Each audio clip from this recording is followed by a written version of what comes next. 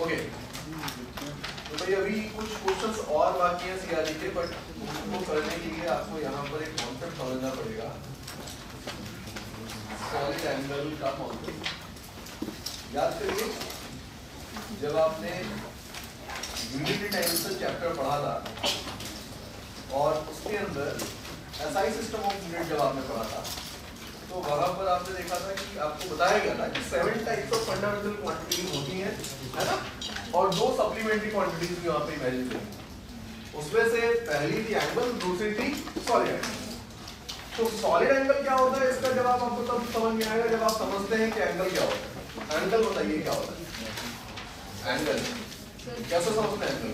दो लाइंस या दो ऑब्जेक्ट्स के बीच में, दो लाइन, दो रेस के बीच में, हाँ 2 लाइन ले लेते हैं, 2 लाइन है और इनके बीच में सेपरेशन है, जो सेपरेशन है, सेपरेशन टच हो नहीं करो, इंक्लिनेशन, इनके बीच में जो इंक्लिनेशन है, inclination is the right word, लग रहा है क्या?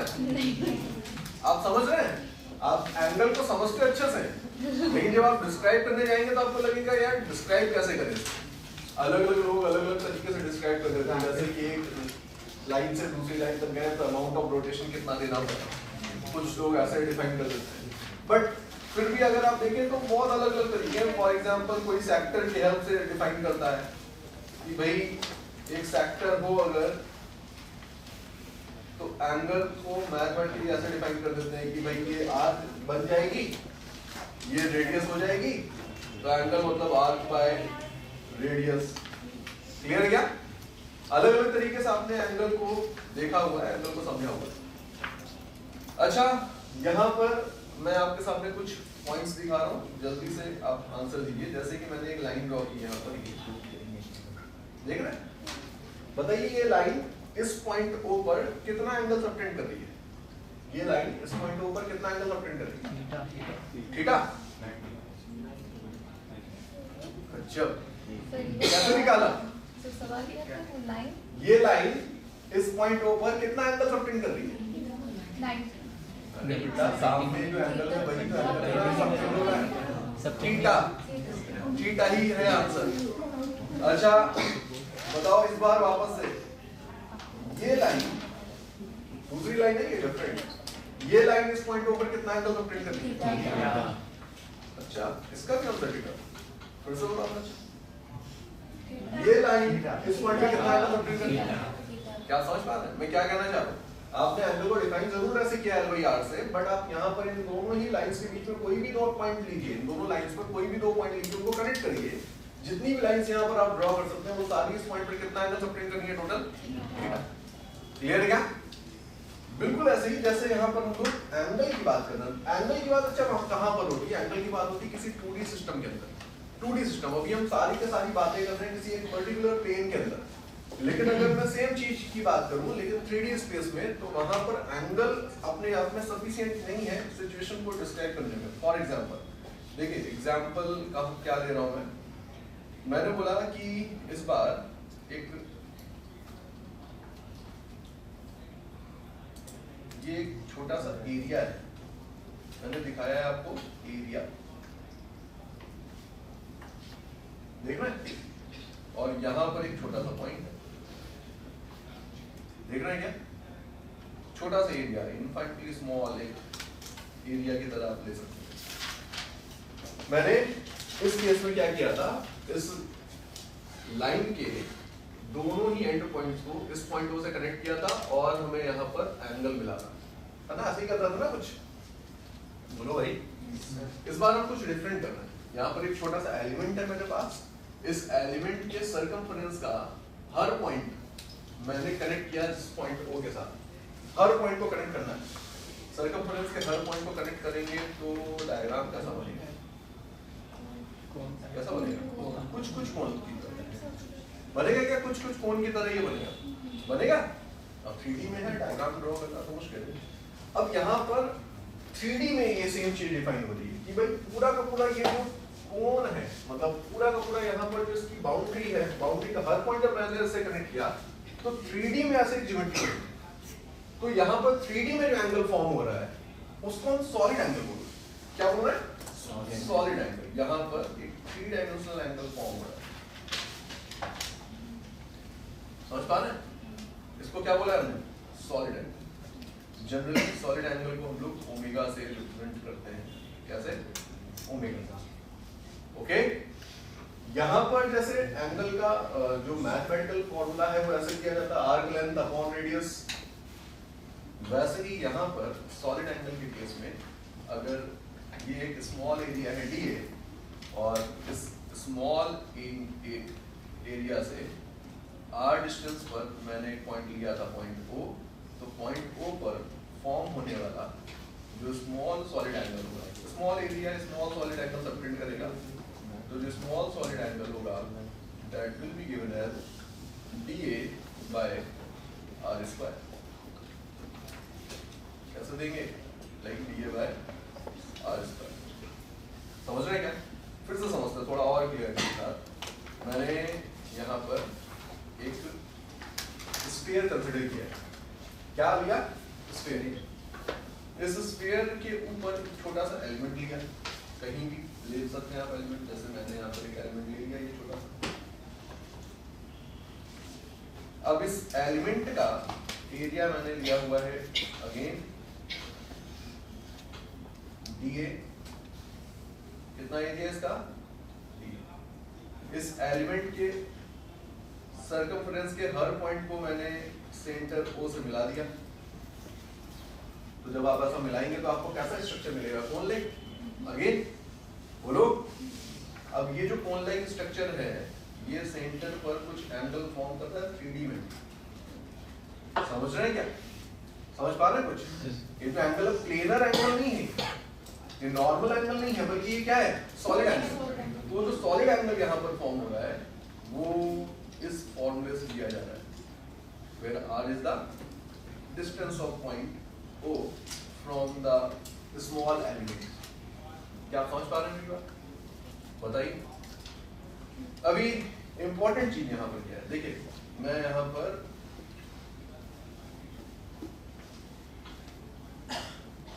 मैंने एक छोटा सा एलिमेंट यहाँ पर ड्रॉ किया है,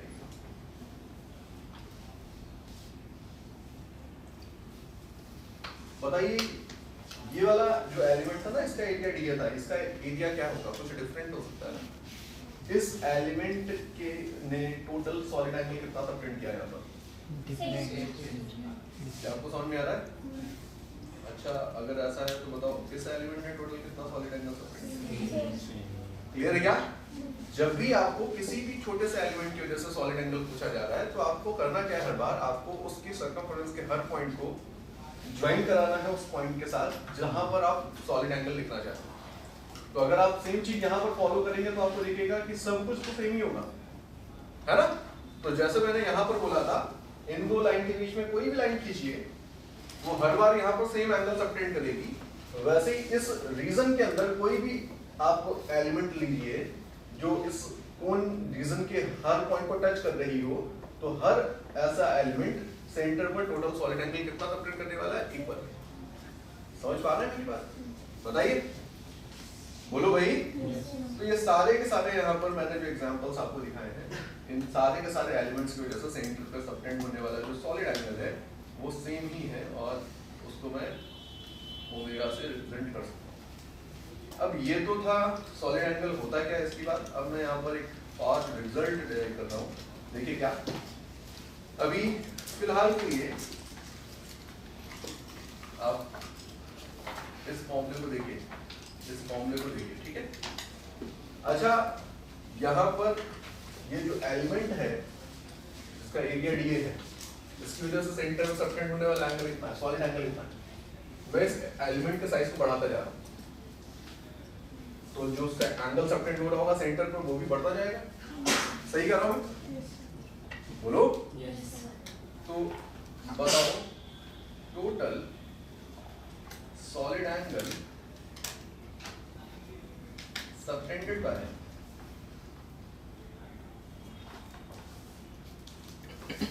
complete total solid angle subtended by complete sphere at its center कितना हो जाएगा? ध्यान से सुन लो, पहले जल्दी नहीं है कोई, पहले सोच के आंसर दो। इस डीए एरिया ने टोटल कितना एंगल सबटेंड किया? ओमेगा, जो कि मैंने ऐसे लिखा है। अब यहाँ पर डीए में बढ़ाता जा रहा हूँ, इस एलिमेंट का साइज बढ़ाता जा रहा हूँ, ये जो सरफेस है इसका साइज बढ़ाता जा रहा हूँ, बढ़ाते बढ़ाते बढ़ाते बढ़ाते कितना कर सकता हूँ? पूरा कंप्लीट। तो कंप्लीट स्फीयर पे सेंटर पे टोटल सॉलिड एंगल कितना सबटेंड करेगा, ये मैंने पूछा। क्या करोगे? क्या करोगे आप? करोगे स्फीयर के लिए आप अगर निकाल रहे हो ये सेम चीज, तो एरिया बढ़ते बढ़ते 4 पाई आर स्क्वायर हो चुका होगा, जिसको आप आर स्क्वायर से ही डिवाइड करोगे, मतलब ये कितना आएगा? 4 पाई। लेकिन गलती मत करिएगा, ये स्टेरेडियन है, क्योंकि ये क्या है? Solid angle. क्या समझ पा रहे हैं? सॉलिड एंगल की यूनिट क्या बताई गई थी आपको? स्टेरेडियन बताई गई थी। बोलो भाई, कुछ तो बोलो यार। ओके, नेक्स्ट पॉइंट, दूसरा पॉइंट जो आपको याद रखना है, लेट अगर ये डिस्क है,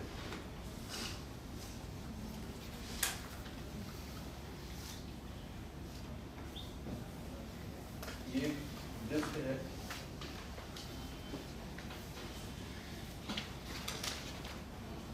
इस डिस्क की एक्सिस पे एक पॉइंट लिया है मैंने P, देख सकते हैं आप, O मान लेता हूँ। डिस्क की एक्सिस पर मैंने एक पॉइंट लिया है O। इस पॉइंट O पर इस डिस्क ने टोटल कितना सॉलिड एंगल सबटेंड कर रखा है? इसका एक फॉर्मूला है जिसका यूज हमारे लेवल पे बहुत आता है, देख लीजिए। ये डिस्क है, इस डिस्क ने इस पॉइंट O पर, अपनी एक्सिस पर एक पॉइंट O है जहां पर कुछ सॉलिड एंगल सबटेंड कर रखा है, और उसको मैं कैलकुलेट कर रहा हूँ। तो उसके लिए यहाँ पर आप जब इस डिस्क और इस एक्सिस के साथ फोटो खींचेंगे तो आपको क्या दिखेगा? ये कोन लाइक शेप है, जिसको साइड से देखना है तो ट्रायंगल ऐसा दिख रहा है। तो इस ट्रायंगल में यहाँ पर एंगल बन रहा होगा कुछ, ये जो एंगल यहाँ पे बन रहा है इसको मैंने थीटा बोल दिया। वैसे हम इस थीटा को बोलते हैं हाफ एंगल ऑफ द कोन। क्या बोलते हैं इसको? हाफ एंगल ऑफ द कोन। तो अगर एक डिस्क है जिसके लिए half angle of the cone theta है, तो उस डिस्क ने इस पॉइंट O पर टोटल जो सॉलिड एंगल सबटेंड कर रखा है,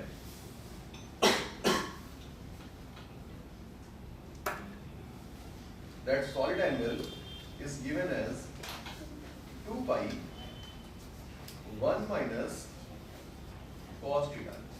कैसे देते हैं ये हम? 2 pi 1 minus cos theta। समझ रहे भाई? ये है solid angle subtended by a disc at a point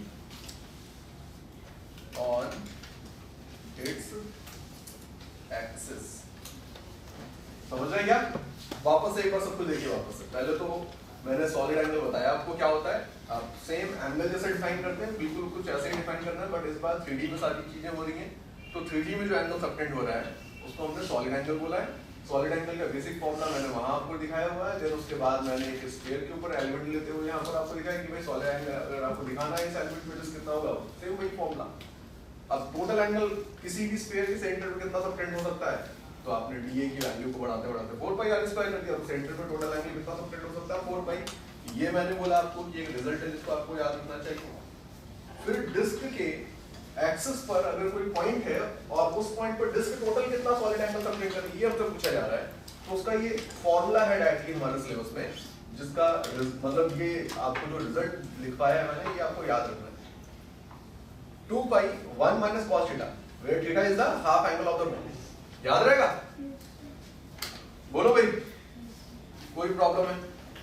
अब इस पे बेस्ड बहुत सारे क्वेश्चंस आपको मिलेंगे, मतलब इनफैक्ट पीवाईक्यू अगर मैं दिखाऊं आपको तो 17, 18, 19, 20 हर साल एक ना एक क्वेश्चन कोई ऐसा आया है जिसमें डायरेक्ट रिलेशन है। एडवांस की बात कर रहा हूं, एडवांस के अंदर 17, 18, 19, 20 इवन इन 22 है ना, एक क्वेश्चन हर बार ऐसा आया जिसमें इस फॉर्मूले का डायरेक्टली या इनडायरेक्टली यूज आ रहा है। ठीक है, फिलहाल हम लोग अपना एक बेसिक सा एग्जांपल देखते हैं और उस बेसिक से एग्जांपल से समझते हैं कि इसका एप्लीकेशन किस तरीके से हो रहा है। Not in our syllabus,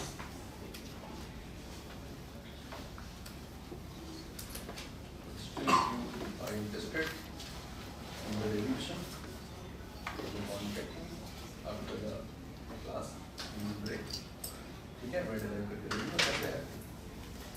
okay, एक क्वेश्चन है हमारे एक्सरसाइज का ये भी, point the charge is placed at the distance x from the centre of a disc of radius capital R on its axis at known, find the flux passing through the disc.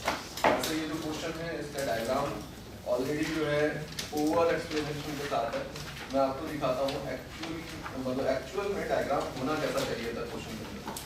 Question में तो बोलता है कि भाई ये एक disc है, ये एक डिस्क है,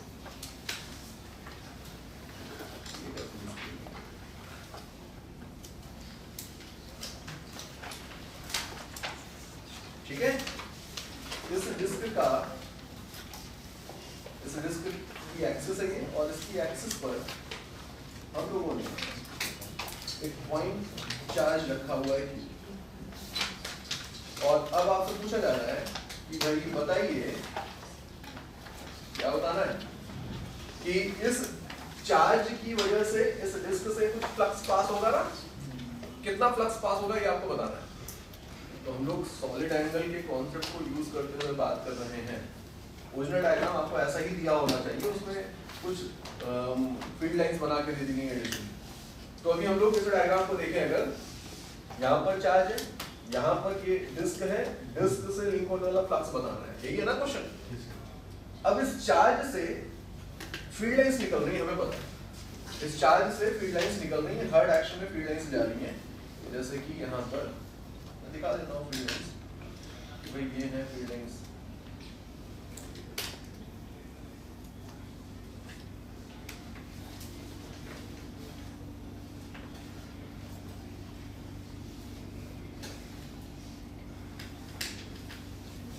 ऐसा फील्ड लाइंस जा रही है ना हर डायरेक्शन में।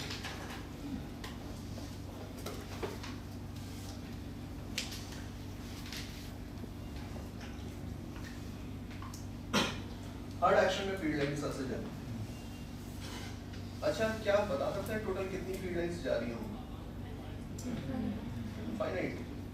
एक बार फ्लक्स के कॉन्सेप्ट से सोच के देखो, फ्लक्स के कॉन्सेप्ट से सोचें अगर, तो हम बोलते हैं ना कि लेट अगर यहाँ पर एक गॉसियन सरफेस ले लूं मैं, जो इस चार्ज को कंप्लीटली इंक्लोज कर रही है, तो इन दैट केस उस गॉसियन सरफेस के अंदर टोटल चार्ज कितना है, Q। तो उस गॉसियन सरफेस से टोटल कितना फ्लक्स पास होता है, Q/ε0। और फ्लक्स को हमने हमेशा से इस तरीके से ही समझा, फ्लक्स मतलब नंबर ऑफ फील्ड लाइंस। मैंने बोला था समझने के लिए ये कॉन्सेप्ट बहुत अच्छा है कि फ्लक्स मतलब number of field lines. Clear क्या? तो total flux linked with this Gaussian surface मतलब total number of field lines passing through this Gaussian surface, Q/ε0 के इक्वल है। तो हम बोल सकते हैं कि इस चार्ज से टोटल फील्ड लाइंस कितनी जा रही है फॉर नाउ, कितनी, Q/ε0। क्या इसमें कोई प्रॉब्लम है? तो total number of field lines जो इससे कोऑर्डिनेट हो रही हैं वो कितनी है भाई, Q/ε0। अब इसी चीज को मैं लिख रहा हूं, total number of electric field lines originating from plus Q is equal to Q/ε0। मैंने आपको बोला है, देखो बहुत केयरफुली लिखना है स्टेटमेंट, क्योंकि सब लोग इस स्टेटमेंट के साथ एग्री नहीं करेंगे। अगर आप सोचो तो कुछ लोग बोल देंगे कि इस नंबर ऑफ फील्ड काउंट थोड़ी हो सकती है, ये गलत है। तो मैंने भी बोला था आपको कि एक्चुअली में तो नंबर ऑफ फील्ड काउंट हो ही नहीं सकती, लेकिन हमें जो कैलकुलेशन करनी है उसमें ये कॉन्सेप्ट हेल्प करता है, इसलिए हम ऐसा मान के चलते हैं, है ना। तो total number of electric field lines कितनी हो गई, अभी के लिए हम क्या मान रहे हैं, Q/ε0। अब ये जो Q/ε0 फील्ड लाइंस ओरिजिनेट होने से ये फील्ड लाइंस कहाँ जाती है, तो हम बोलेंगे ये फील्ड लाइंस जो इस पॉइंट चार्ज से निकलेंगी, ये फील्ड लाइंस इस पॉइंट चार्ज से निकल करके हर डायरेक्शन में ऐसे स्प्रेड होगी, है ना। रेडियली हर डायरेक्शन में ऐसे जाएंगे ना, जैसे एक पॉइंट सोर्स ऑफ लाइट हो, उससे लाइट हर डायरेक्शन में आती है, ऐसे वैसे फील्ड लाइंस भी हर डायरेक्शन में ऐसे जा रही है। तो मतलब देखा जाए तो टोटल 4 पाई स्ट्रे रेडियन के सॉलिड एंगल वाले रीजन में ये स्प्रेड होने वाली है ऐसे। क्या आपको मेरी बात समझ में? टोटल सॉलिड एंगल कितना बनता है किसी पॉइंट पर? 4 पाई। तो 4 पाई सॉलिड एंगल में ये स्प्रेड होने वाली है ऐसे, है ना? बताओ भाई। तो नंबर ऑफ फील्ड लाइंस, या फिर ऐसे लिख रहा हूं, these field lines is spread in a region of 4 pi solid angle, correct है ना? तो बताओ यूनिट सॉलिड एंगल में कितनी फील्ड लाइंस स्प्रेड होनी होगी? Number of field lines spreading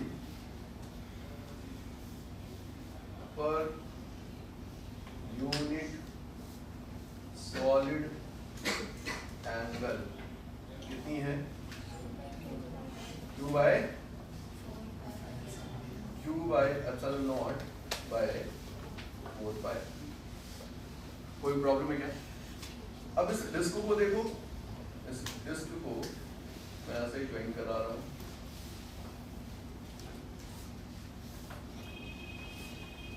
आपको दिखेगा कि डिस्क ने टोटल यहाँ पर कुछ सॉलिड एंगल फॉर्म कर रखा है ना ऐसे? कितना ओमेगा? तो यूनिट सॉलिड एंगल में स्प्रेड होने वाली फील्ड लाइंस इतनी है।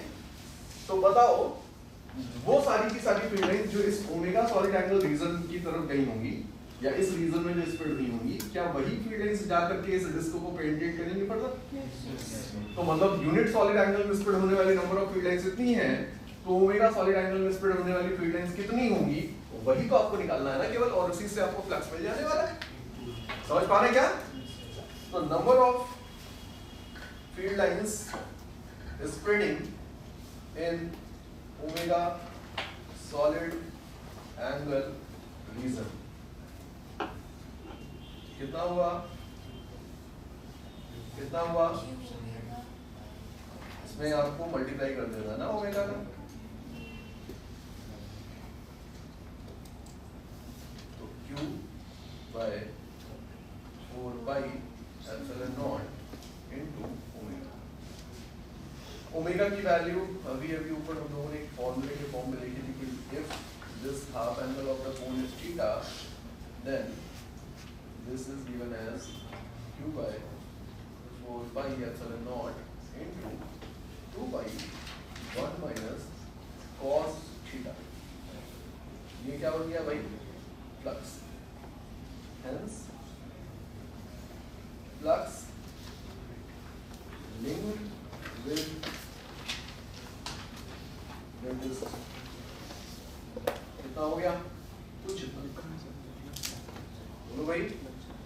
तो फाई इक्वल आया है 2 by 2 epsilon naught 1 minus cos theta.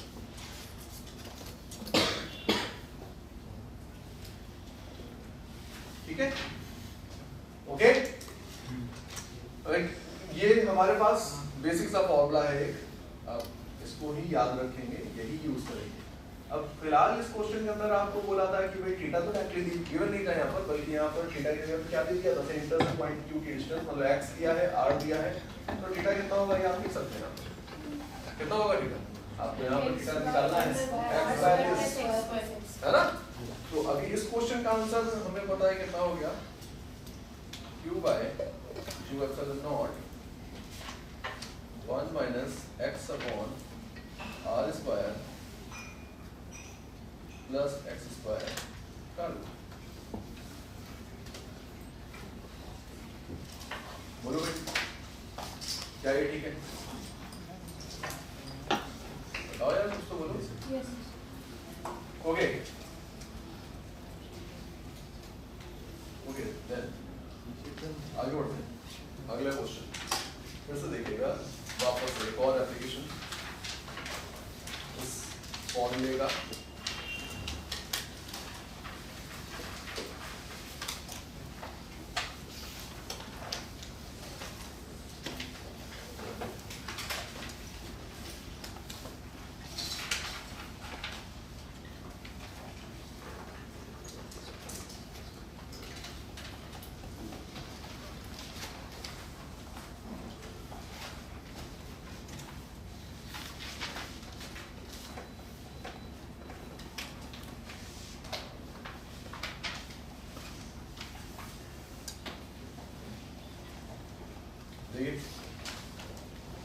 14.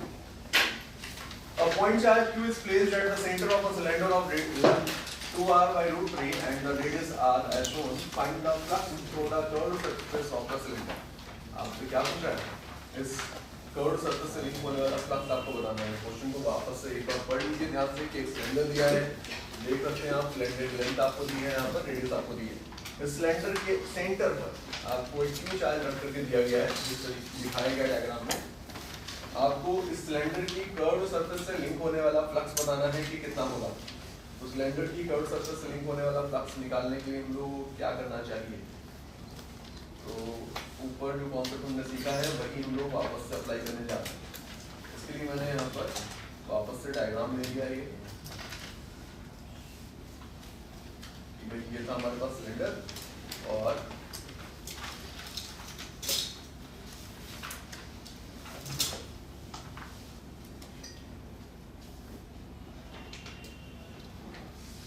ये था हमारे पास cylinder.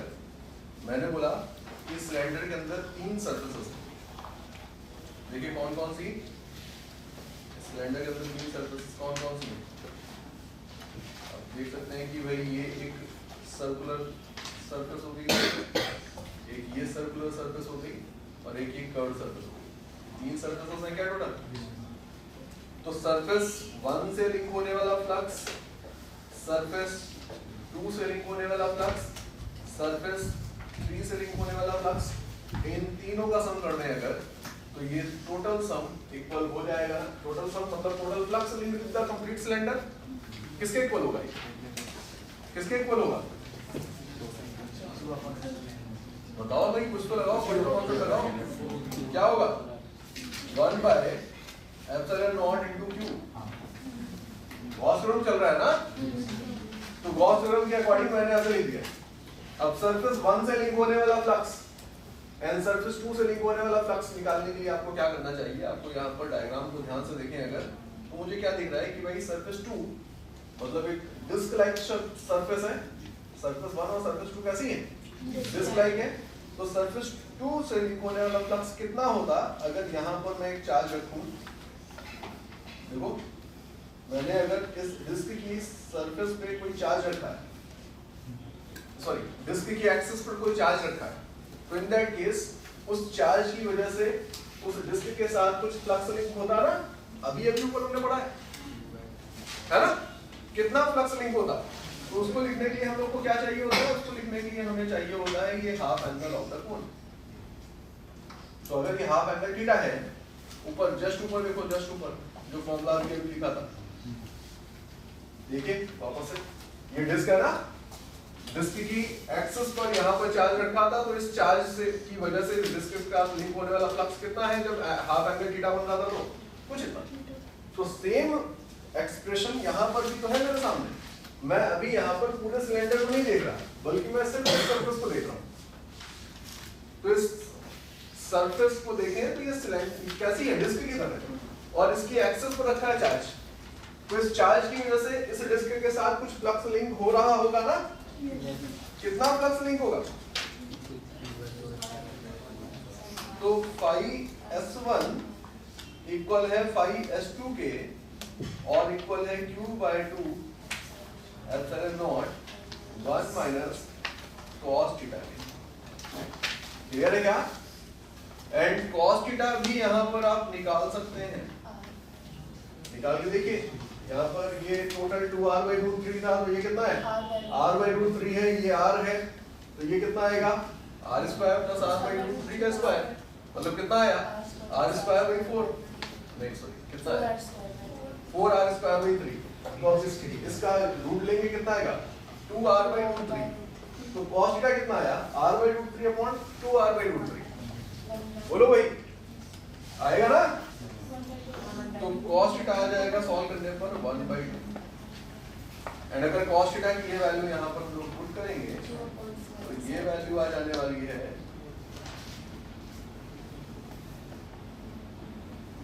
Q upon 4 epsilon not. ये कौन सी वैल्यू है? क्या है? सरफेस 2 से लिंक होने वाला फ्लक्स, और it is also equal to the flux linked with the surface 1। अब दोनों से लिंक होने वाला फ्लक्स अगर ये है समझ रहे हैं? दोनों से लिंक होने वाला फ्लक्स अगर आपको ये मिल रहा है तो बताइए, अगर ये वैल्यूज मैं इक्वेशन 2 के अंदर डालूं तो फ्रॉम 1 and 2 क्या बनेगा? वही Q by 4 epsilon naught plus Q by 4 epsilon naught plus 5 through the surface S3 Q by epsilon naught कितना आ गया? Plus linked with the curved surface is also equal to Q by 2 epsilon naught. क्या समझ पा रहे हैं? बताइए, समझ पा रहे हैं? बहुत सिंपल सा है, इतना कैलकुलेटिव थोड़ी इतना ज्यादा लंबा, तो मैंने केवल आपको सॉल्व करके दिखा रहा था इसलिए लिखा, अदरवाइज तो ये 2 लाइन में आप सॉल्व कर सकते हैं अगर आप प्रैक्टिस करेंगे तो सीधे सीधे आप रिजल्ट लिखेंगे, कुछ है नहीं इसमें। समझ पा रहे हैं?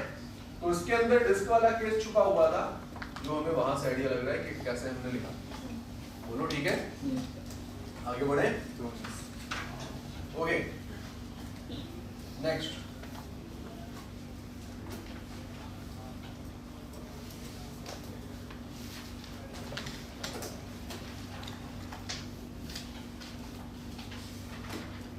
और क्वेश्चन है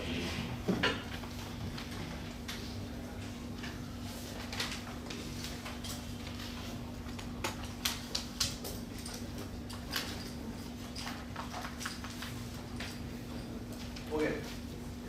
Consider an electric field line originating from plus Q1 and at alpha angle and terminating at minus Q2 at beta. Prove that कि ये ट्रू होगा।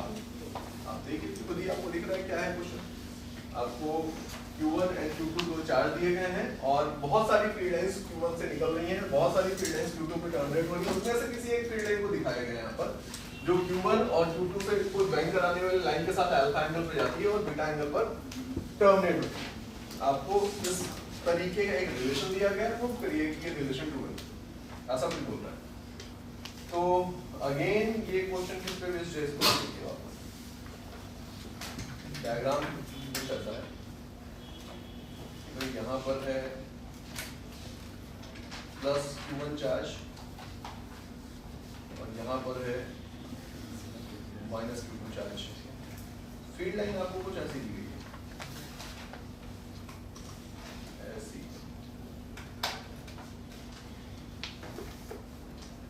जैसे फील्ड लाइन दी गई ना, है ना? बोल दो यार। Alpha beta. अब यहाँ पर आपको रिलेशन ऐसा कुछ डिराइव करना है। मैं बोल रहा हूँ एक काम करिए, यहाँ पर सिर्फ एक ही फील्ड लाइन थोड़ी होगी जो ऐसे जाकर के टर्मिनेट होगी, बल्कि ऐसी बहुत सारी फील्ड लाइंस और भी होंगी जो सेम एंगल पर निकली है और सेम एंगल पर जाकर के बीटा पे जाकर के टर्मिनेट हो रही होंगी। फॉर एग्जांपल एक और फील्ड लाइन मैंने यहाँ पर दिखा दिया। बोलो क्या मैं सही बोल रहा हूँ? अगर आप इमेजिन कर पा रहे हैं तो यहाँ पर है Q1, यहाँ पर है Q2, ये है लाइन बैठी। तो अल्फा एंगल बनाती हुई फील्ड लाइन जो जाकर बीटा पे टर्मिनेट हो, सिर्फ एक ये और एक ये दो ही थोड़ी है, बल्कि ऐसी बहुत सारी है। एक फील्ड लाइन ऐसे भी तो होगी, इस लाइन ज्वाइनिंग के साथ, इस लाइन ज्वाइनिंग के साथ अल्फा एंगल बनाते हुए ऐसे, इस लाइन ज्वाइनिंग के साथ अल्फा एंगल बनाते हुए ऐसे और ऐसे ऐसे। अगर आप देखें ना तो अल्फा एंगल बनाते हुए ऐसे बहुत सारी फील्ड लाइंस होंगी ना इस तरीके से जो जा रही होंगी, और वो सारी की सारी फील्ड लाइंस इस पॉइंट पर बीटा एंगल बनाते हुए टर्मिनेट हो रही होंगी इस तरीके से। बहुत सारी फील्ड लाइंस हैं। क्या समझ पा रहे हो मेरी बात? तो बेसिकली यहाँ पर मैंने ये जो दो लाइन दिखाई, ये दो लाइन नहीं दिखाई बल्कि ये बाउंड्री दिखाई है। ये वो रीजन दिखाई मैंने जिस रीजन के अंदर बहुत सारी फील्ड लाइंस ऐसी होंगी जो ऐसे जा रही होंगी और ऐसे टर्मिनेट हो रही होंगी। ठीक है, समझ पा रहे हैं? अब मैंने यहाँ पर क्या किया, मैंने यहाँ पर एक इस तरीके की सर्कल दिखाई देगी। ये इस चार्ज के बहुत ही ज्यादा क्लोज है, इनफैक्टली क्लोज लेंगे आप। ये एक सर्कल दिखाई है मैंने, सर्कुलर टाइप की, इस चार्ज के बहुत ही ज्यादा क्लोज दिखाई है। जब आप ऐसा एक डायग्राम बनाएंगे तो ये वाला पार्ट आपको कैसा दिख रहा है? मुझे तो रेक्टेंगल की तरह दिख रहा है, तो कैसा दिख रहा है? कौन लग रहा है? स्फीयर नहीं है ये। ओके ओके आइसोमेट्रिक ट्रायंगल मैंने यहाँ पर भी इमेजिन किया, इस चार्ज Q2 के बहुत ही ज्यादा क्लोज में, Q2 के बहुत ही ज्यादा क्लोज। क्या होगा ऐसा करने से? ऐसा करने से क्या होगा? ऐसा करने से हमें आंसर मिलने वाला है। देखिए कैसे, मैंने बोला कि इस Q1 से बहुत सारी फील्ड लाइंस निकल रही थी, इस Q1 से बहुत सारी फील्ड लाइंस निकल रही है ना, इसमें तो हाँ बोल ही सकते हो, इस Q1 से बहुत सारी फील्ड लाइंस निकल रही है, उसमें से कुछ फील्ड लाइंस ऐसी होंगी जो इस रीजन के अंदर से जा रही है, उन फील्ड लाइंस को मैं यहाँ पर दिखा रहा हूँ।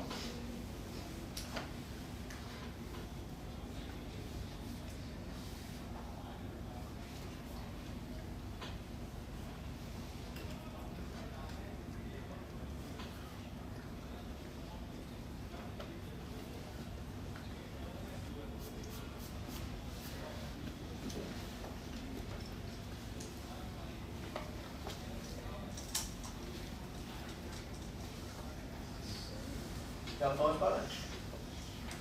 बहुत सारी फील्ड लाइन जो यहां से निकल रही थी, उसमें से सिर्फ मैंने वो फील्ड लाइन दिखाई जो इस सर्कल को क्रॉस करते हुए गई हैं। तो वो सारी की सारी फील्ड लाइंस जो इस सर्कल को क्रॉस करते हुए जा रही हैं, वो सारी की सारी फील्ड लाइंस इस सर्कल को भी क्रॉस करेंगी ही करेंगी, ये गारंटी है। बताओ, अरे बोलो यार, कुछ तो बोलो यार। गारंटी में की समझ में आ रही है आपको? क्यों है गारंटी? ऐसा क्यों होगा? क्योंकि आपको दिख रहा है ना, ये वाली फील्ड लाइंस इस सर्कल को टच करते हुए गई और ये वाली इसको भी टच कर रही है। तो ऑब्वियस है कि जो फील्ड लाइंस इसके अंदर है वो इसके अंदर ही रहेगी, बाहर तो निकल नहीं सकती, इंटरसेक्ट थोड़ी कर सकती। तो हर वो फील्ड लाइन जो इसको इंटरसेक्ट कर रही है वो उसको भी इंटरसेक्ट करेगी। इसका मतलब ये हुआ यहाँ पर कि अगर मैं इस सरफेस को सरफेस S1 बोलूं और इसको सरफेस S2 बोलूं, तो मुझे क्या दिख रहा है अभी यहाँ पर कि flux linked with surface S1 and flux linked with surface S2 equal होने चाहिए। Number of field lines penetrating this surface, number of field lines passing through this surface, same ही तो है। तो बोल दो यार, Yes, sir. सही है ना? तो मतलब क्या हुआ, दोनों से लिंक होने वाला फ्लक्स कितना? सेम। अब जब दोनों से लिंक होने वाला फ्लक्स सेम है तो मुझे अब कुछ नहीं करना है। मुझे यहाँ पर दिख रहा है कि भाई ये पॉइंट चार्ज है इस डिस्क के इस एक्सिस पे रखा है ना? Yes, sir. तो इस पॉइंट चार्ज की वजह से इस डिस्क के साथ कुछ फ्लक्स लिंक रहा होगा ना? Yes, sir. कितना फ्लक्स लिंक होगा? कैसे लिखोगे? आपको क्या चाहिए ये लिखने के लिए? आपको हाफ एंगल ऑफ द कोन चाहिए होता है, अल्फा। यहाँ पर सेम वे S2 से लिंक होने वाला फ्लक्स लिखने के लिए क्या चाहिए? हाफ एंगल ऑफ द कोन चाहिए। अब हम लोग सिर्फ इस S1 सरफेस से लिंक होने वाला फ्लक्स लिख सकते हैं। क्या बनेगा formula? Q1 by 2 epsilon naught 1 minus cos alpha equal आएगा Q2 by 2 epsilon naught 1 minus cos beta। क्या सब कुछ ठीक है? बताइए। Okay, then cos alpha cos beta यहाँ पर आपको दिख रहा है, आपको फॉर्मूला तो पता ही है cos 2 अल्फा का, है ना? 1 minus 2 sin square alpha by 2 लिख सकते हैं हम लोग। तो आप cos अल्फा की जगह ये रिप्लेस कर सकते हैं, या फिर 1 minus cos अल्फा की जगह directly 2 sin square alpha by 2 लिख सकते हैं ना? Q1 2 sin square alpha by 2 equal होगा Q2 2 sin square beta by 2। Solve कर दीजिए, जो आना है आ गया। यही तो प्रूफ करना था हमें। बताइए।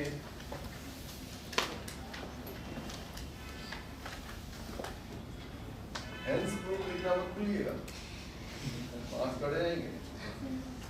समझ रहे भाई? ओके, कोई प्रॉब्लम है, कोई डाउट है?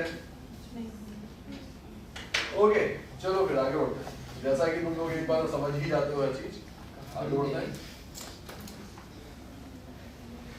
तुम लोग को पता नहीं, तुम लोग की ग्रास्पिंग पावर जो है ना बहुत तेज है। मतलब अगर बिना पढ़ाई के टीचर बोल देना 3 बार आ गया तो भी तुम लोग यस बोलोगे, बिना पढ़ाए भी, है ना? यस। ओके, नेक्स्ट क्वेश्चन एक और है।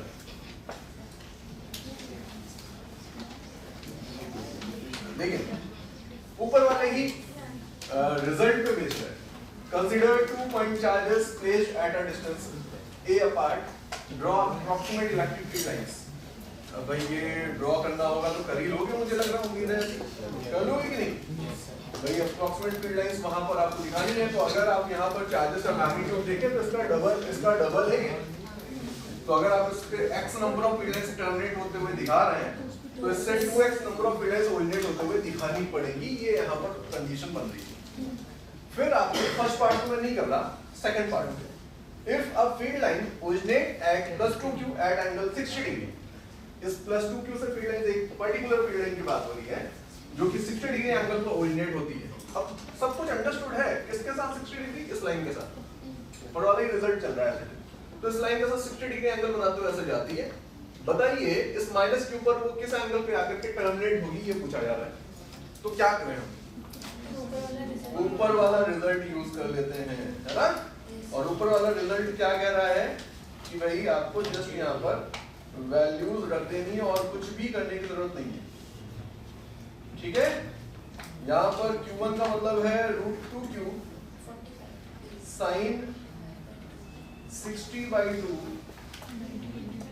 इक्वल होगा √q sin β/2। बीटा ही तो निकालना है, कितना आया 1/√2 sin 60/2 मतलब 1/2 sin β/2।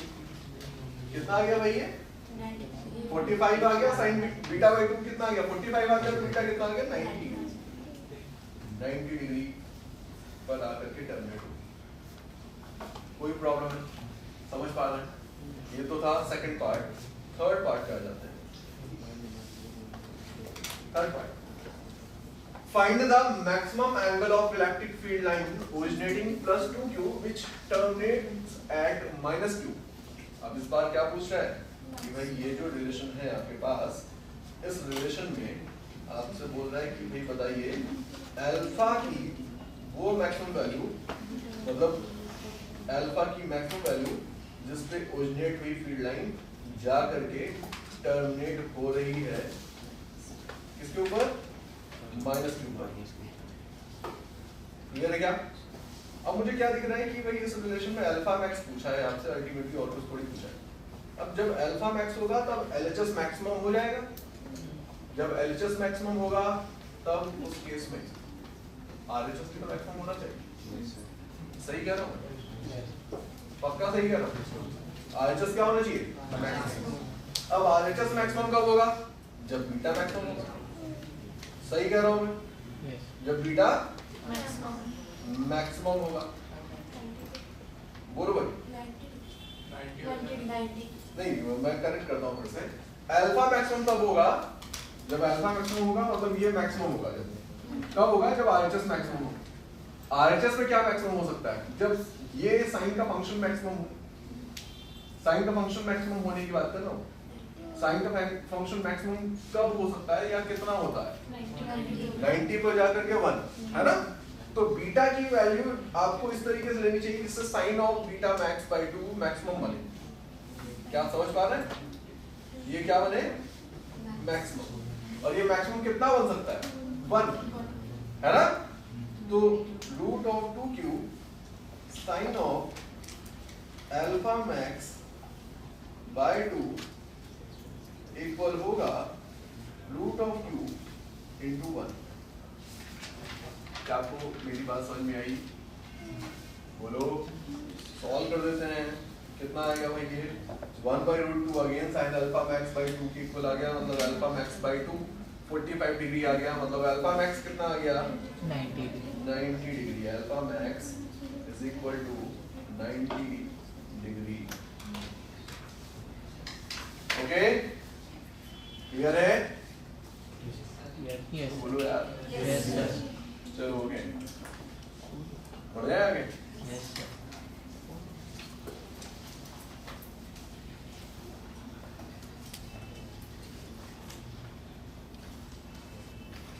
बहुत सारे क्वेश्चन हैं भाई इस पे जो कॉन्सेप्ट आपने अभी जस्ट पढ़ा है, इस पे बहुत सारे क्वेश्चन हैं।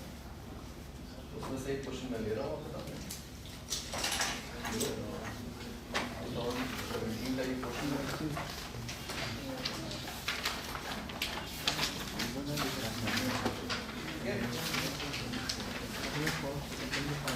देखेंगे तो पोल्ट्री वाला भी जो है 18 फ्लक्स पे बेस्ड है, ठीक है।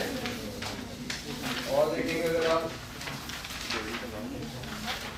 44 भी फ्लक्स पे बेस्ड है और इसी फॉर्मूले को सॉलिड एंगल वाले फॉर्मूले को यूज करके सॉल्व होगा, ठीक है। 19 की बात कर रहा हूँ, देखना है ना। तो 17, 18, 19 तीनों में आपको फ्लक्स का क्वेश्चन मिला है। और आगे दिखाता हूँ मैं आपको, बातें नहीं करिए। 48 अगेन फ्लक्स पे बेस्ड क्वेश्चन है 20 में। तो 17, 18, 19, 20 4 साल आपको लगातार फ्लक्स का क्वेश्चन मिला है। फिर आगे और बढ़ते हैं आगे, तो आगे आगे आगे आगे और 55 नंबर बोल्डली सॉल्व करने वाला क्वेश्चन है, बोल्डली सॉल्व हो जाएगा 2022 में फ्लक्स का क्वेश्चन है। समझ रहे क्या आप? उसको करिएगा, आपको इवन पेन भी नहीं चेक करना पड़ेगा जब आप समझ चुके होंगे, आप ऐसे ही आंसर दे सकते हैं। तो बहुत सारे क्वेश्चन हैं जो आते हैं इसके ऊपर लगातार। आपको मैंने दिखाया कि 5 साल तक लगातार क्वेश्चन आया है। फिलहाल अभी इस पे फोकस करते हैं। क्वेश्चन अच्छा है इसलिए नहीं कि कैलकुलेटिव है, कैलकुलेटिव भी नहीं है, बस आपको यहाँ पर लॉजिक थोड़ा सा सोचना है। Okay, a point charge plus q is placed just outside an imaginary hemispherical surface of radius capital R as shown in the figure. Diagram आपको दिख रहा है कि एक हेमिस्फेरिकल सरफेस थी और उस हेमिस्फेरिकल सरफेस के जस्ट बाहर यहाँ पर एक प्लस q चार्ज पर रखा हुआ है, ठीक है। जस्ट बाहर हम लोग समझते हैं ना, इसके टॉप पे नहीं बल्कि टॉप के जस्ट ऊपर। जस्ट ऊपर मतलब इनके बीच का गैप क्या मानेंगे? नेग्लिजिबल है, जो ऑलमोस्ट यहीं पर है टॉप पे, यही मानना है, ठीक है।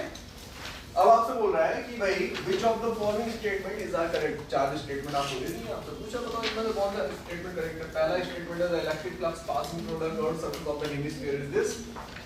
तो करते हैं क्वेश्चन, देखिए किस तरीके से सॉल्व करना चाहिए हम लोगों को। तो मुझे सबसे पहले तो एक डायग्राम बना लेना चाहिए, तो बता रहा हूँ डायग्राम।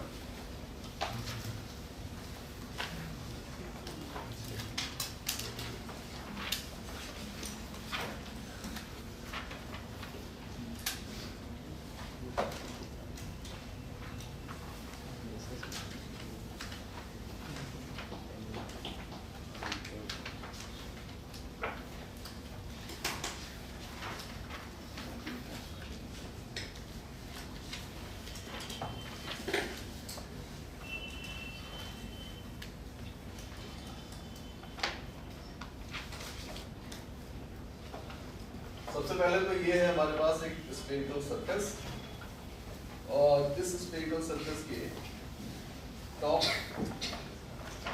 पॉइंट पर ऑलमोस्ट मैंने एक चार्ज Q को रखा हुआ, देख रहे हैं। अच्छा ओके, आपसे पूछा है the electric flux passing through the curved surface of the hemisphere is, क्या बताना है? कर्व्ड सरफेस ऑफ हेमिस्फीयर से पास होने वाला फ्लक्स कितना होगा ये आपको बताना। मैं बोल रहा हूँ थोड़ी देर के लिए इस कर्व्ड सरफेस को मत देखो, बल्कि इस बेस से लिंक होने वाला फ्लक्स पूछूं अगर मैं आपसे, तो क्या आप बता पाएंगे? इस हेमिस्फीयर के बेस से लिंक होने वाला फ्लक्स अगर मैं आपसे पूछूं तो क्या आप बता पाएंगे? कितना होगा? कैसे निकालें? कौन सा फॉर्मूला यूज करें? सिर्फ आपको ये नहीं देखना है, आपको ये दिखना ही नहीं चाहिए, आपको सिर्फ ये दिखे अगर तो ये कोई डिस्क है, डिस्क की एक्सिस है, एक्सिस पे चार्ज है, तो एक्सिस पे रखे हुए चार्ज की वजह से कितना फ्लक्स लिंक होगा बेस के साथ? तो हम बोलेंगे कि भाई ये सीधे सीधे फॉर्मूला है ना जो ऊपर निकाला था, बोलो भाई। तो flux linked with base of hemisphere due to this charge कितना होगा?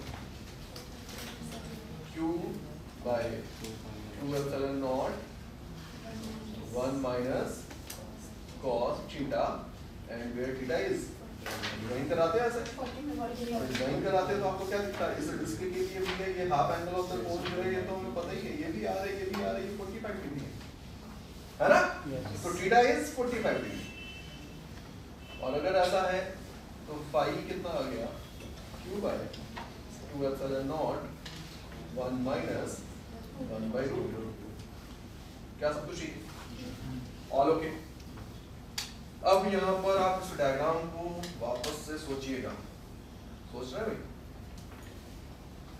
वापस से इस डायग्राम को सोचिएगा वो सारी के सारी फील्ड लाइंस जैसे जा रही डायग्राम ड्रॉ करना पड़ेगा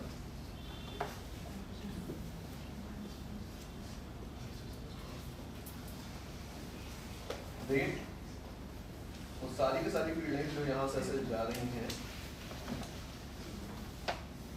ऐसे गई बहुत सारी फील्डिंग्स है ना जिस पॉइंट से जानी है सर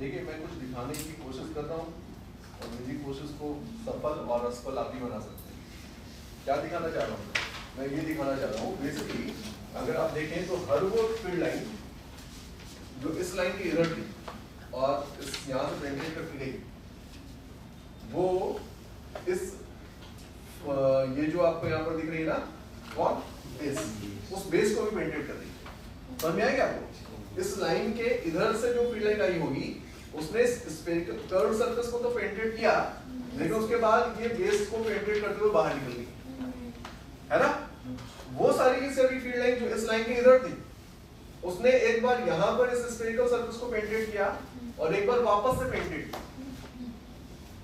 क्या आप मेरी बात समझ पा रहे हैं यस सर इसका मतलब क्या होता है जितनी फील्ड लाइंस इससे नहीं है पेंटेड करके बाहर निकली है जितनी भी फील्ड लाइंस इस सरफेस को पेंटेड करके बाहर निकली हैं वो एंटर कहां से कर रही है इस स्फेरिकल या कर्व सरफेस को पेंटेड करके एंटर कर रही है क्या आपको मेरी बात समझ में आ रही है यस मतलब टोटल फ्लक्स जो इससे लिंक है वो सारी फील्ड लाइंस इस कर्व सरफेस को ही तो पेंटेड करके आई थी लेकिन कर्व सरफेस को पेंटेड करने वाली फील्ड लाइंस और ज्यादा है कुछ ऐसी भी तो है ये तो वो सारी फील्ड लाइंस जो एंटर यहां से कर रही है लेकिन यहां से नहीं निकल रही है तो वो निकल कहां से रही है वो कर्व से ही एंटर कर रही है और कर्व से ही बाहर निकल रही है तो अब आप सोच कर देखिए कि फ्लक्स लिंकेज कितना हुआ फ्लक्स लिंकेज अगर आप ध्यान से सोचेंगे मतलब थोड़ा दिमाग लगाइए तो आपको दिखेगा कि वो फील्ड लाइंस जो दो बार पेंटेड करेंगे इसको उनकी वजह से तो फ्लक्स लिंकेज जीरो हो गया बिकॉज एक बार एंटर कर रही है एक बार निकल रही है एक बार पॉजिटिव फ्लक्स बना रही है एक बार नेगेटिव फ्लक्स बना रही है तो वो फील्ड लाइन जो इसको दो बार पेंटेड कर रही है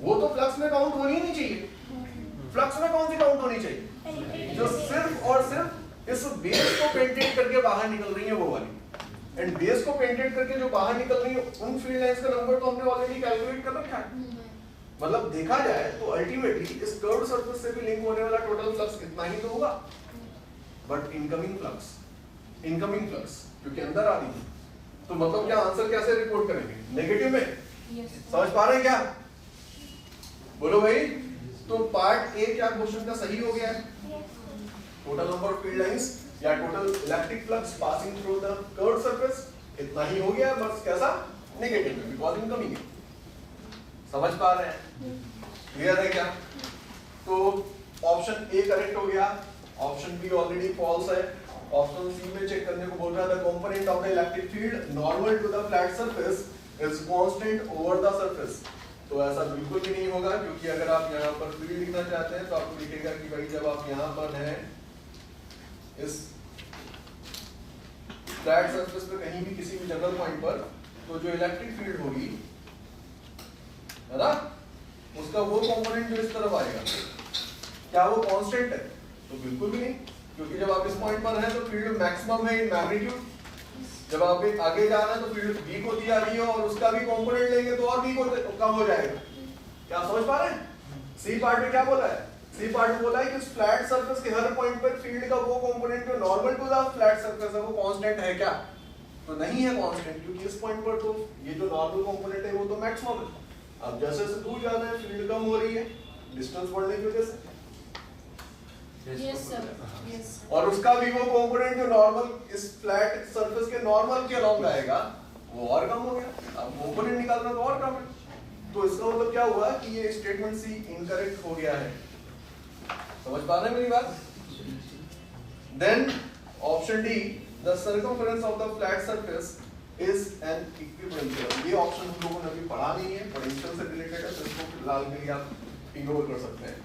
हमने जो ऑप्शंस पढ़े थे फ्लक्स वाले वो मैं आपको दिखाना चाहता था, वो आई थिंक आपने समझ लिया। एटलीस्ट मैं तो ये गलतफहमी पाल लूंगा कि आपने समझ लिया। ठीक है? Yes sir. ओके, आप भी यही गलतफहमी पाल के बैठे हो क्या कि हमने समझ लिया? नहीं समझा है मतलब? समझ गए। ओके, चलो ये आगे बढ़ते हैं। बढ़ जाए?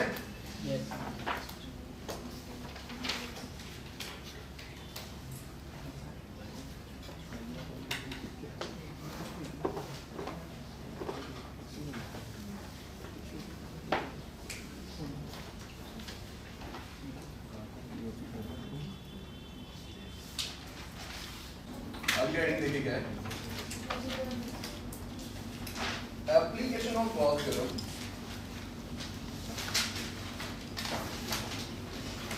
Application of Gauss theorem. अच्छा, गॉस थ्योरम के एप्लीकेशन तो हम ऑलरेडी पढ़ ही रहे थे, फ्लक्स कैलकुलेशन कर रहे थे गॉस थ्योरम का यूज करके। लेकिन अब हम एप्लीकेशन ऑफ गॉस थ्योरम ले रहे हैं for calculation of electric field. किसकी बात कर रहे हैं? इलेक्ट्रिक फील्ड का कैलकुलेशन करने वाले हैं गॉस थ्योरम को यूज करते हुए। ठीक है? तो केस क्या है?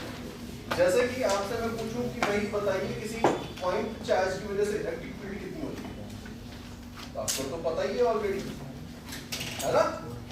Electric field due to a point charge कितनी होती है? KQ/R²।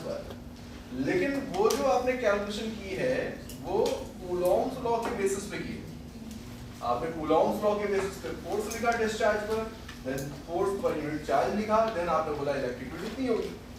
अब हम सेम चीज करने जा रहे हैं, लेकिन कूलॉम्स लॉ की हेल्प नहीं लेंगे, बल्कि बिना कूलॉम्स लॉ की हेल्प लिए by using the Gauss theorem केवल हम लोग इलेक्ट्रिक फील्ड निकालने जा रहे हैं। तो आप ध्यान से देख लीजिए स्टेप्स क्या है, क्योंकि स्टेप्स मैटर करेंगे बहुत। मैंने एक चार्ज लिया हुआ है +Q, जिस चार्ज से r डिस्टेंस पर यहाँ पर एक पॉइंट ले लिया है P, और आपसे पूछा है कि बताइए पॉइंट P पर इलेक्ट्रिक फील्ड इस +Q चार्ज की वजह से कितनी होगी। ठीक है? तो गॉस थ्योरम की हेल्प से आपको ये निकालना है। आपसे स्कूल में भी इस तरीके की प्रॉब्लम पूछी जा सकती है कि भाई गॉस थ्योरम की हेल्प से पॉइंट चार्ज की वजह से फील्ड निकालना। ठीक है? स्टेप्स देखिए क्या है हमारे। तो दो कंडीशन है, आप गॉस थ्योरम का एप्लीकेशन ले सकते हैं, आप एप्लीकेशन ऑफ गॉस थ्योरम के बेसिस पर इलेक्ट्रिक फील्ड कैलकुलेट कर सकते हैं। लेकिन कंडीशन क्या है कि आप जब यहां पर फील्ड निकालना चाहते हैं इस पॉइंट चार्ज की वजह से, तो पहले स्टेप में आपको क्या करना चाहिए? आपको एक गॉसियन सरफेस इमेजिन करनी है। गॉसियन सरफेस किसको बोलते हैं वैसे? इसके ऊपर आप गॉस थ्योरम अप्लाई करना है, वही गॉसियन सरफेस। कैसी होगी हमेशा? क्लोज्ड होगी। दोनों चीजें मैंने बताई हुई आपको, हमेशा क्लोज्ड होगी और आप उसी के ऊपर ही गॉस थ्योरम अप्लाई करना है। तो आपको एक गॉसियन सरफेस अज्यूम करनी है जो कि इस गिवन चार्ज के लिए सिमेट्रिकल हो। कैसे? सिमेट्रिकल। अब बताइए एक पॉइंट चार्ज के लिए सिमेट्रिकल गॉसियन सरफेस कैसी होगी? कैसी होगी? सर्कुलर कोई सरफेस नहीं होती है। कैसी? स्फेरिकल। रेक्टेंगुलर नहीं हो सकती? हो सकती है? अरे हो तो रही थी अभी, ऐसे ऐसे ऐसे ऐसे। क्या होगा? Sphere. Sphere is the best, है ना? मतलब बेस्ट सरफेस अगर देखें यहाँ पर तो वही होगी। इस +Q चार्ज को सिमेट्रिकली इनक्लोज करी। क्लियर क्या? तो पहली कंडीशन गिवन चार्ज के लिए एक सिमेट्रिकल गॉसियन सरफेस हमें मिलनी चाहिए। दूसरी कंडीशन कि उस पॉइंट P से वो सरफेस पास हो जहां पर आप फील्ड निकालना चाहते हैं। तो अगर आप पॉइंट P पर फील्ड निकालना चाहते हैं तो गॉसियन सरफेस उस पॉइंट पी से पास हो। ये दोनों ही कंडीशंस को फुलफिल करते हुए या फुलफिल कराते हुए मैंने यहाँ पर एक डायग्राम ड्रॉ कर दिया है, देख सकते हैं, दिखा आपको? ये है मेरे पास गॉसियन सरफेस,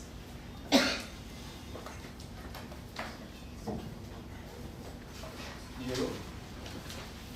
इस गॉसियन सरफेस की रेडियस कितनी है? 8। अब लॉजिक सुनिएगा क्या है, बहुत सिंपल सा लॉजिक है, कोई भी क्वेश्चन आए लॉजिक एक ही है, चेंज नहीं होगा, आप एक बार समझ लेंगे, आपको हर बार याद रहेगा। मैं इस गॉसियन सरफेस के लिए लिख रहा हूँ total flux.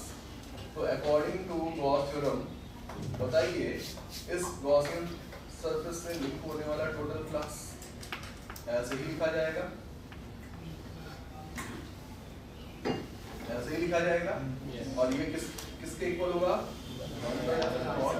Into Q enclose. Q enclose कितना है इसके अंदर? क्यू के। क्या यहाँ तक कुछ ठीक है? इसमें बताइए एलएचएस में ई क्या है, डीए क्या है? इस गॉसियन सरफेस के ऊपर किसी भी जनरल पॉइंट पर एक एलिमेंट कंसीडर करेंगे, उस एलिमेंट का एरिया वेक्टर डीए होगा और उसके पोजीशन पर जो इलेक्ट्रिक फील्ड होगी वो ए होगी, है ना? तो सबसे पहले तो मैं यहाँ पर एलिमेंट दिखा रहा हूँ, जैसे कि मैं यहाँ पर एक छोटा सा एलिमेंट लूँ, उस एलिमेंट के लिए एरिया वेक्टर किधर आया? इधर। यहाँ पर छोटा सा एलिमेंट लूँ, इसके लिए किधर आया? बोलो। आप कहीं भी कोई भी पॉइंट लीजिए, छोटा सा एक एलिमेंट लीजिए, उस एलिमेंट का एरिया वेक्टर हर बार आपको किधर मिलने वाला है? Radially outward along the radius of the sphere आपको आउटवर्ड मिलेगा, मिलेगा ना? कहीं भी कोई भी पॉइंट कंसीडर करिए इंक्लूडिंग दिस पॉइंट भी, हर बार आपको एलिमेंट का जो एरिया वेक्टर है वो ऐसे मिलने वाला है रेडियली आउटवर्ड, ठीक है? अच्छा, इस सरफेस के किसी भी पॉइंट पर इलेक्ट्रिक फील्ड किधर होनी चाहिए? क्या लगता है? बाहर। क्यों? पॉजिटिव चार्ज है, इसलिए पॉजिटिव चार्ज की वजह से फील्ड किधर होती है? बाहर। नहीं, आंसर सही है आपका, बाहर होगी, लेकिन आप ये बेस बनाकर नहीं दे सकते, बिकॉज वो बेस जो आपने ऑब्टेन किया वो तो कूलॉम्स लॉ की हेल्प से किया। आप लॉजिकली आंसर देंगे, और लॉजिकल आंसर ये बोल रहा है कि भाई अगर ये चार्ज है, ये सरफेस है सिमेट्रिकल, तो इलेक्ट्रिक फील्ड सिमेट्रिकल होनी चाहिए हर डायरेक्शन में। तो ये अगर लाइन ज्वाइनिंग है किसी भी पॉइंट की, तो उस पॉइंट पर जो इलेक्ट्रिक फील्ड है वो किसी एक डायरेक्शन में या किसी एक तरफ इंक्लाइन कैसे हो सकती? नहीं हो सकती। आप समझ पा रहे हैं मेरी बात? आंसर वही है हमारा कि फील्ड जो होगी वो बाहर की तरफ होगी, लेकिन इसलिए नहीं कि वो पॉजिटिव चार्ज है, बल्कि इसलिए कि भाई ये अगर पॉइंट मैंने कंसीडर किया है, तो इस पॉइंट पे जो इलेक्ट्रिक फील्ड है वो इसी डायरेक्शन के अलोंग पॉसिबल है। अदरवाइज अगर मैं किसी एक तरफ इंक्लाइन करना चाहूं तो भला क्यों है ये इंक्लाइन, आपको इसका आंसर देना पड़ेगा। आप समझ पा रहे हैं मेरी बात? तो अगर इलेक्ट्रिक फील्ड इंक्लाइन नहीं हो सकती इस डायरेक्शन के साथ, किधर होगी? किसी के अलोंग होगी। बोलो यार कुछ। तो अगर आप मेरा लॉजिक समझ पाए तो हम बोल रहे हैं बाय द सिमेट्री ये हमें पता है कि इलेक्ट्रिक फील्ड भी हर पॉइंट पर रेडियली आउटवर्ड ही होनी चाहिए। तो आप कहीं भी कोई भी पॉइंट कंसीडर करिए, जैसे कि मैं यहाँ पर एक पॉइंट ले रहा हूँ, इस पॉइंट पे इलेक्ट्रिक फील्ड इधर इधर ये है, यहाँ पर इलेक्ट्रिक फील्ड इधर इधर। हर एलिमेंट की पोजीशन पर जो इलेक्ट्रिक फील्ड है वो एरिया वेक्टर की डायरेक्शन में ही है क्या? आप कहीं भी कोई पॉइंट कंसीडर करिए, electric field area vector at that point दोनों सेम डायरेक्शन में। और अगर दोनों सेम डायरेक्शन में, स्टेप्स को देखते रहिए क्योंकि हम हर डेरिवेशन में यही स्टेप्स यूज कर रहे हैं। अगर दोनों सेम डायरेक्शन में है तो मैं डॉट प्रोडक्ट को सॉल्व कर देता हूँ। E into dA into cos 0 equal है q by epsilon नॉट। ये cos 0 क्यों आया? बताइए क्या लगता है? क्योंकि हर पॉइंट पर E और dA वेक्टर कैसे हैं?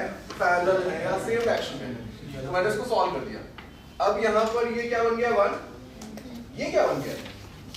Magnitude of electric field. ये अब इलेक्ट्रिक फील्ड नहीं है बल्कि क्या है उसका मैग्नीट्यूड। और अभी हमें यहाँ पर समझ में आएगा कि भाई आखिर क्यों हमने सिमेट्रिकल गॉसियन सरफेस ली।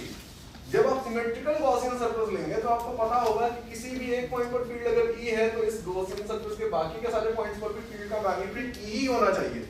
अदर देन E तो कुछ हो ही नहीं सकता, क्योंकि हर पॉइंट इस पॉइंट चार्ज से इक्वल डिस्टेंस पे रखा है। समझ पा रहे हैं क्या? तो बाय द सिमेट्री हम यहाँ पर अगेन बोल सकते हैं कि इलेक्ट्रिक फील्ड का मैग्नीट्यूड भी हर पॉइंट पर सेम होना चाहिए। बोलो भाई, अब जब इलेक्ट्रिक फील्ड का मैग्नीट्यूड हर पॉइंट पर सेम होगा तो हम उसको इंटीग्रेशन से बाहर ले सकते हैं, because now it is constant. ये इक्वल है q by epsilon naught के। क्या मैं ठीक बोल रहा हूँ? अब यहाँ पर ये इंटीग्रेशन ऑफ dA क्या देगा आपको? dA क्या है? dA है क्या? इसके ऊपर एलिमेंट लिया था जो उसका एरिया। तो अगर आप इंटीग्रेशन ऑफ dA लिखना है तो मतलब आप हर एलिमेंट का एरिया निकाल रहे हो, उन सबको ऐड करना है। तो मतलब ये sigma integration of dA for this closed surface क्या बनेगा? Total surface area of this Gaussian surface. And इस गॉसियन सरफेस का टोटल सरफेस एरिया कितना होगा? 4 pi स्मॉल r स्क्वायर। क्या समझ पा रहे हैं? लिखिए मैंने ऐसे। तो बताइए E कितना आया? E कितना आया? 1 by 4 pi epsilon naught q by r square।